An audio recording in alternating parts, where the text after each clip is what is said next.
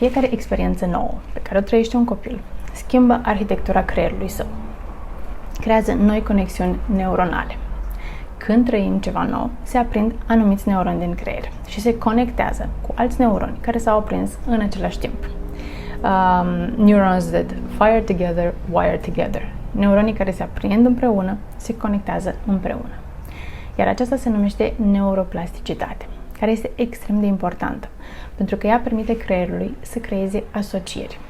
Cu cât trăiești mai des aceeași experiență, cu atât acea conexiune devine mai puternică. De exemplu, Ana știe că de fiecare dată când se pregătește de somn își pune pijamalele și apoi mami și tati vin în pat lângă ea și citesc o carte împreună. Sau Luca știe că de fiecare dată când tata pleacă într-o călătorie, mami țipă sau plânge.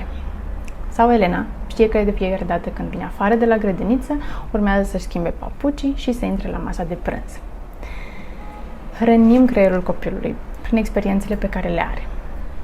Părinții, educatorii, toți adulții care lucrează cu copiii influențează creșterea neuronală a copiilor. Felul în care comunicăm trimite energie și informație de la noi la copil. Energia aceasta modelează felul în care creierul copilului este activat în acel moment. Și aceste activări pe care noi le influențăm modelează felul în care creierul funcționează și în acel moment, dar și felul în care se întăresc conexiunile neuronale. Iar asta, de fapt, schimbă structura creierului.